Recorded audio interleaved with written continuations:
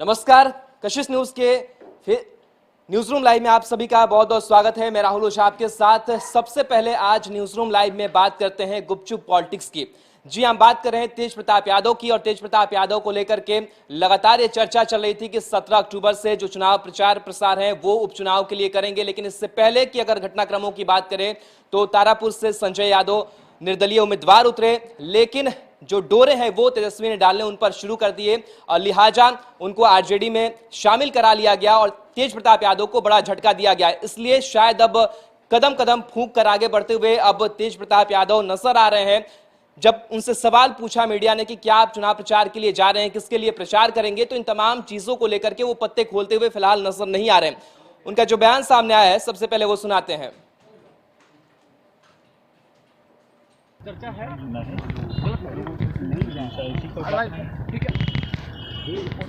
ऐसी कोई बात नहीं है कि उसामा को आप लोगों ने अंतिम वक्त में साथ नहीं दिया था, भुला दिया था। आप लोगों को सिर्फ वोट से मतलब है, मुसलमानों का काम नहीं करते मुसलमानों के लिए। इसलिए आप लोग आपको तो शुरू से मतलब है।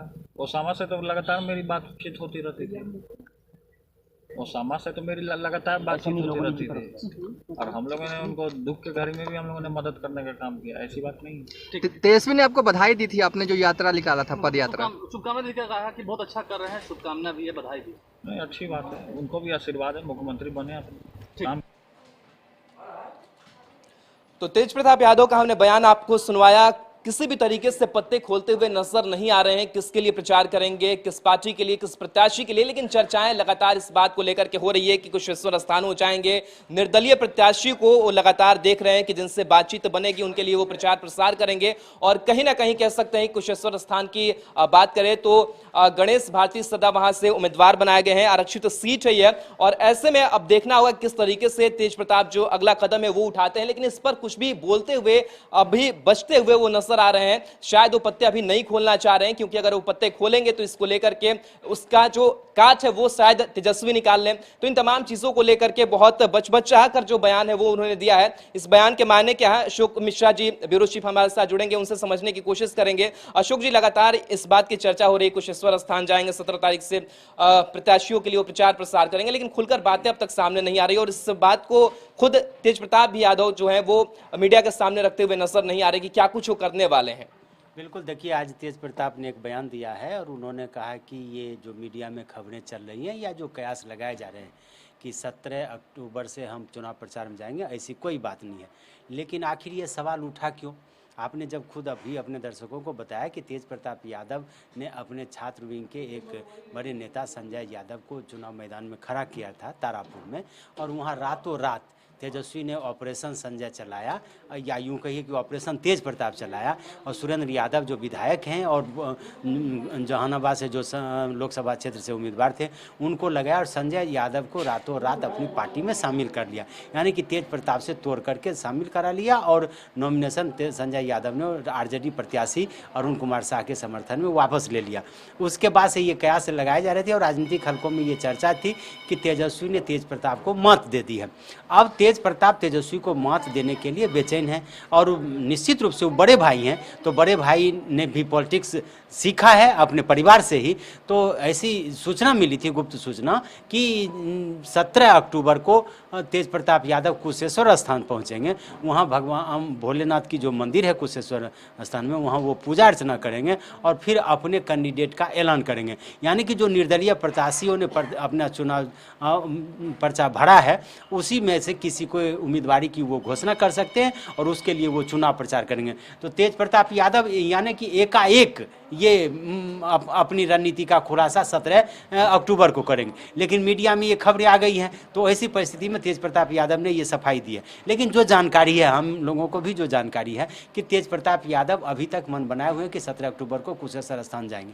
फिर तारापुर की बात आप करें तो तारापुर में भी मोहम्मद जसीम नाम के एक बिहार जस्टिस पार्टी से उन्होंने उम्मीदवारी दी है और ऐसे कयास लगाए जा रहे हैं कि तेज प्रताप यादव उनका भी समर्थन करेंगे।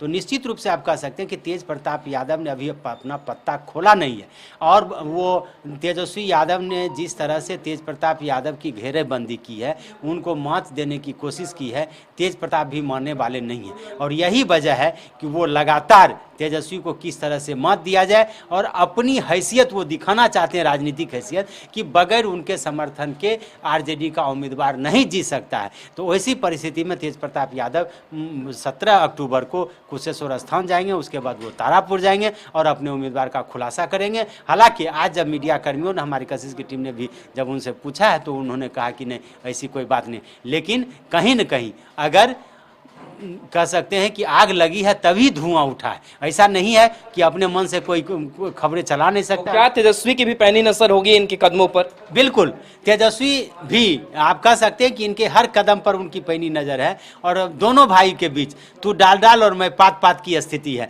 यानी कि तेजस्वी तेज प्रताप के जो घोड़े हैं उसको किसी भी कीमत पर रोकना चाहते हैं। वो चाहते हैं कि किसी भी कीमत पर तेज प्रताप ये दोनों उपचुनाव में अपनी भागीदारी न दें, इसलिए उनको स्टार प्रचारक से भी वंचित किया गया है। तेजस्वी ने सभी विधायकों को निर्देश दिया है कि वो दोनों क्षेत्रों में जाएं। हर पंचायत में, हर गांव में आरजेडी के कार्यकर्ता कैंप कर रहे हैं, लेकिन तेज प्रताप को नहीं लगाया गया। तो ऐसी परिस्थिति में तेज प्रताप पर तेजस्वी की पूरी टीम की नज़र है, लेकिन तेज प्रताप भी मानने वाले नहीं है। अभी तक की जो सूचना है वो कभी न कभी कोई न कोई बड़ा ऐलान कर सकते हैं, और कहीं न कहीं आरजेडी समर्थित मतदाताओं को दिग्भ्रमित भी कर सकते हैं, जैसी की संभावना है। बिल्कुल, तो कहीं ना कहीं तेज प्रताप यादव भी मानते हुए नजर नहीं आ रहे हैं, और कह सकते हैं कि गुपचुप तरीके से वो आगे अपना कदम बढ़ाते हुए नजर आ रहे हैं। इसलिए तेजस्वी के भी जो नजरें हैं वो टिकी रहेगी कि क्या कुछ जो कदम है वो तेज प्रताप यादव उठाते हैं, क्योंकि इसका खामियाजा आरजेडी को भुगतना पड़ सकता है। बहरहाल बढ़ेंगे आगे और बात करेंगे अगली खबर की। दशहरा का वक्त है, लेकिन इस दशहरे के वक्त में तमाम जो दावे हैं वो पुलिस प्रशासन की तरफ से किए जा रहे हैं कि सुरक्षा व्यवस्था जो है खास करके दशहरा को लेकर भी बढ़ा दी गई है। जो पुलिस की डेप्यूटेशन है, जवानों की डेप्यूटेशन है, वो भी ज्यादा संख्या में कर दी गई है। लेकिन इन सबके बीच, चाहे वो राजधानी पटना हो, चाहे राजधानी रांची हो, यहाँ पर अपराधियों का तांडव देखने को मिल रहा है। अगर हम बात पटना की करें तो पटना में यहाँ एक मॉडल को गोली मारी गई है, जिसकी हालत गंभीर बताई जा रही है, और मॉडल की बेटी के सामने जो अपराधियों ने गोली है वो चला दी है। बाइक सवार अपराधी थे।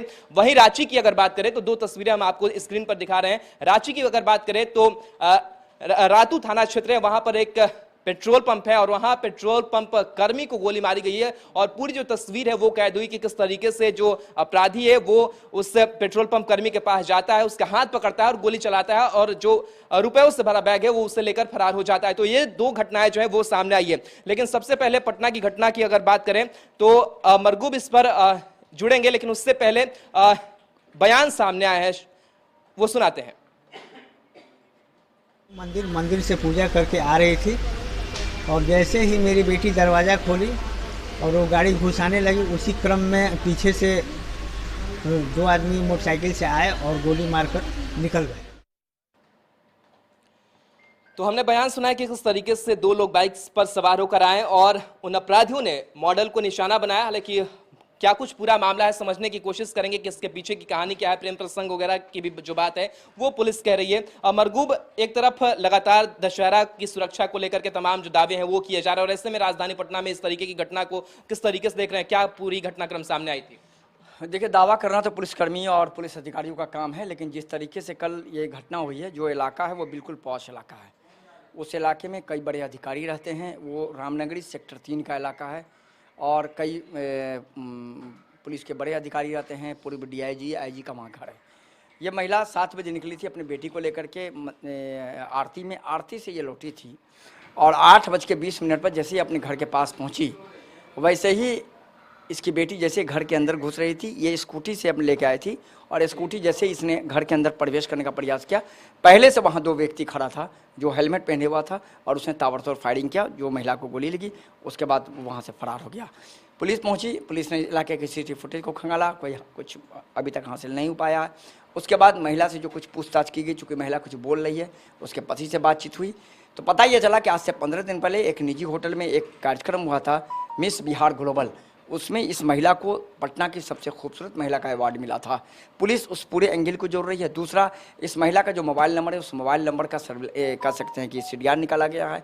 किन किन लोगों से बातचीत हुई पिछले 2-4-5 दिन में, कुछ व्हाट्सअप नंबर हैं, कुछ व्हाट्सअप कॉल हैं, उसको पुलिस देख रही है। पुलिस का कहना है कि यह पूरा मामला सीधे तौर पर लूटपाट का नहीं है, ये बात कंफर्म है, पुलिस ने जांच कर लिया है। उसके बेटी से हमारी बातचीत हुई, उसने भी कहा है कि लूटपाट का कोई मामला नहीं है, ये पूरा मामला कहीं ना कहीं इस महिला की कोई परिचित, वो बिल्कुल पूर्व परिचित है, उस महिला से इसकी बातचीत होती है, उसी ने इस पूरे मामले को अंजाम दिलवाया है। वो खुद अपने नहीं, उसने नहीं दिया, लेकिन दिलवाया है। पुलिस उसी एंगल पर काम कर रही है। साथ ही साथ इस महिला का जिन लोगों के साथ बातचीत था, जिन लोगों के साथ कह सकते हैं कि इस महिला के लगातार मिलने जुलने का कार्यक्रम था, पुलिस बिल्कुल मरगूब, तो महिला के शायद किसी परिचित ने इस घटना को अंजाम दिया है, ऐसी संभावनाएं जताई जा रही है। रांची से भी हम आपको तस्वीर दिखा रहे थे कि रांची पर पेट्रोल पंप कर्मी के साथ किस तरीके से वारदात को अंजाम दिया गया है। नैयर हमारे साथ फोन लाइन पर जुड़े हुए हैं। नैयर, खबरें लगातार ये चल रही कि 5000 से ज्यादा जवानों का डिप्टेशन जो है वो किया गया है, राजधानी की सुरक्षा बढ़ा दी गई है, लेकिन इन सबके बीच पेट्रोल पंप से जो तस्वीरें सामने आई है, बिल्कुल बता रहे किस तरीके से जो अपराधी है वो बेखौफ नजर आ रहे हैं। बिल्कुल, झारखंड पुलिस ने हालांकि दुर्गा पूजा के मद्देनजर 5000 जो पुलिस है वो डिप्यूट किया गया पूरे राज्य भर में, और रांची को कम से कम 1100 पुलिसकर्मी एक्स्ट्रा मिले हैं। हालांकि थाना और पीसीआर की पुलिसकर्मी अलग है, और उसके रहते अपराधियों के द्वारा इस तरह का घटना को अंजाम देना कहीं न कहीं पुलिस के लिए एक शोचनीय विषय है, क्योंकि राज्य पुलिस ने पूरे विश्वास के साथ बताया था कि दुर्गा पूजा के मद्देनजर सभी जगह चौकसी रखी जाएगी और नजर रखा जाएगा, और इसका परिणाम स्वरूप आप देख सकते हैं कि कल रातू के पेट्रोल पंप, जो काफी भीड़ भरा इलाका भी माना जाता है, वहाँ 2 की संख्या में आए अज्ञात अपराधकर्मियों ने दिन दहाड़े गोली चलाने की घटना को अंजाम दिया, लूटपाट करने की कोशिश की। हालांकि लूटपाट करने में सफल नहीं हो सके, लेकिन पेट्रोल कर्मी के साहस का दाद देना होगा कि उसने जो लुटेरों से भिड़ गए। हालांकि लुटेरे उसके पाँव में गोली भी मार दी। हालांकि उसकी स्थिति अभी भी गंभीर बनी हुई है, रिम्स में भर्ती है, लेकिन पुलिस का दावा है कि जो सीसीटीवी फुटेज मिले हैं उससे अपराधियों तक जल्द पहुंचा जाएगा। लेकिन सबसे बड़ा सवाल ये है कि राज्य पुलिस के द्वारा अपराध पर लगाम नहीं लगाया जा सका है, क्योंकि इन दिनों आज फिर रांची में 25 से 30 लाख की चोरी हो गई, वो भी हिनू में, जहाँ 400 मीटर की दूरी में डोरंडा थाना है, 200 मीटर की दूरी में हिनू टीओपी है। बिल्कुल नैयर, तो अपराधी बेखौफ नजर आ रहे हैं। फिलहाल तमाम जानकारी के लिए बहुत बहुत शुक्रिया।